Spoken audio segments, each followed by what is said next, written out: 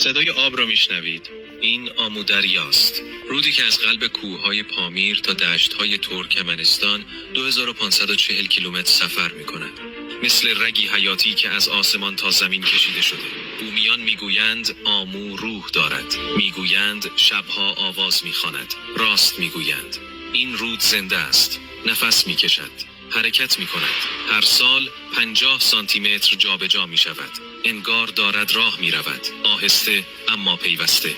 امروز می‌خواهیم از زیبایی‌های این رود باستانی بگوییم، از پرندگان مهاجری که هر سال در کنارش فرود می‌آیند، از ماهی‌هایی که هزاران سال است در آب‌هایش شنا می‌کنند، از مردمانی که نسل در نسل زندگیشان را مدیون این آب هستند.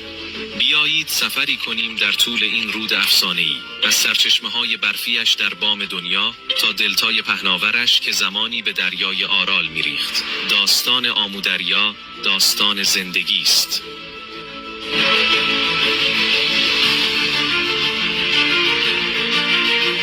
سفر آمودریا از جایی شروع میشه که کمتر انسانی پا گذاشته. ارتفاعات 4900 متری کوههای پامیر. اینجا در دل یخچال‌هایی که عمرشان به هزاران سال میرسد، اولین قطرات آمو متولد میشوند. دو رود کوچک، واخاندریا و پامیر، مثل دو دوست قدیمی در دره واخان به هم میرسند و آمودریا را میسازند. این لحظه پیوند یکی از زیباترین مناظر طبیعی آسیاست. آبهای شفاف و سرد که هنوز طعم برف دارند، با شور و شوق جوانی به سمت دشت‌ها می‌دوند.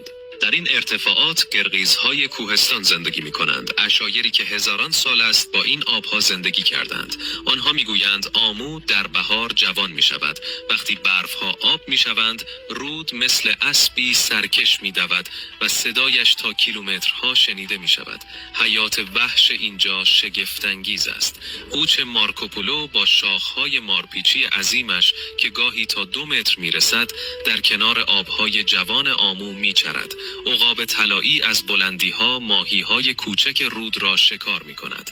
یاک‌های وحشی، این گاوهای پشمالوی کوهستان، در گرمای تابستان کنار رود استراحت می‌کنند.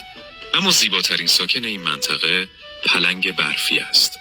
این گربه بزرگ و مرموز که به روح کوهستان معروف است، گاهی در سپیده دم برای نوشیدن آب به کنار رود می آید. دیدن ردپایش در کنار آب برای عشایر نشانه برکت است. واخان سرزمین سرچشمه‌های آمو، جایی است که زمان انگار ایستاده.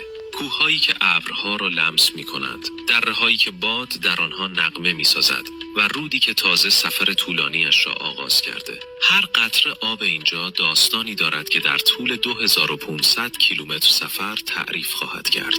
وقتی در کنار سرچشمه آمو می ایستی، انگار در نقطه آغاز زندگی هستی. آبی که از دل یخ بیرون می آید گرمای زندگی را با خود دارد. این معجزه طبیعت است. از سردترین نقطه گرمترین امید متولد می شود.